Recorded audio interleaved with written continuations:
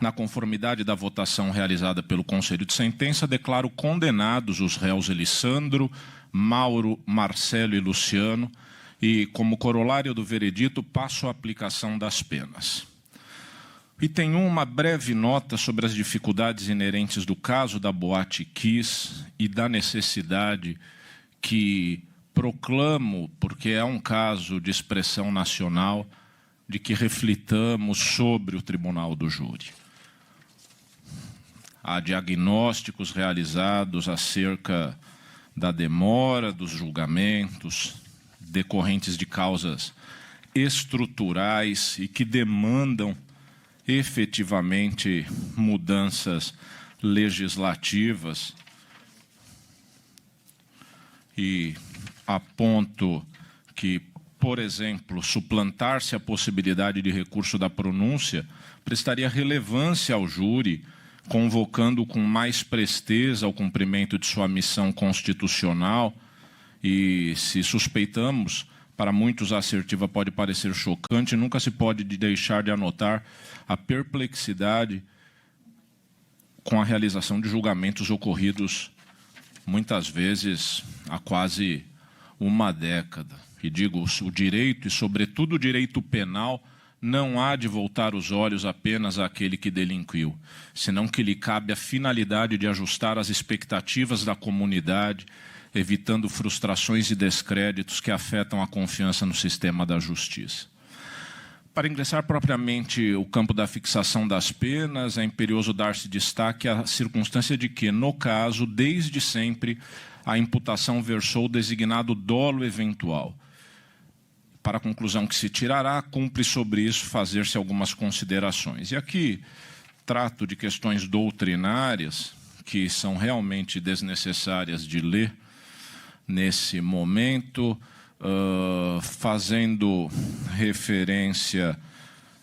a temas que inclusive foram debatidos em plenário,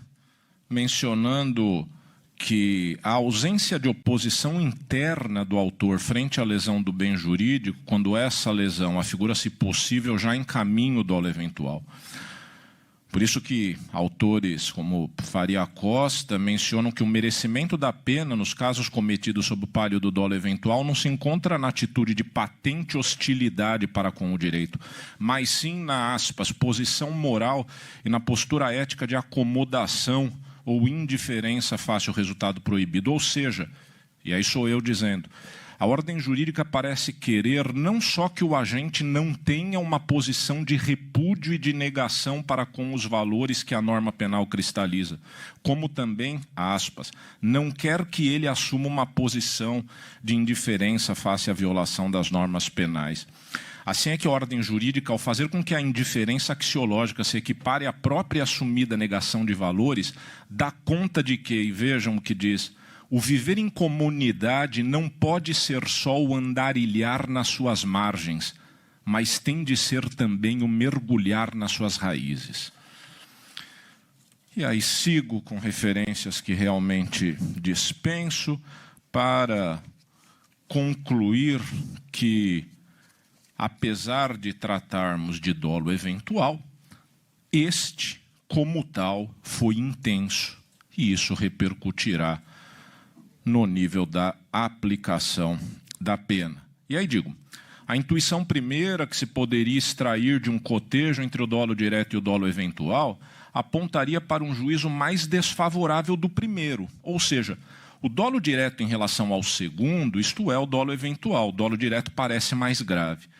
O objetivo agora é o de afastar esse entendimento, assinalando que no nível da punição não há nada que determine ou estimule a cogitação de que o dolo direto é, só por si, necessariamente mais grave do que o dolo eventual. Primeiro, por uma razão normativa. Nosso Código Penal, ao definir o que são os crimes dolosos, limita-se a indicar que se cuidam daqueles casos em que o agente quis o resultado ou assumiu o risco de produzi-lo.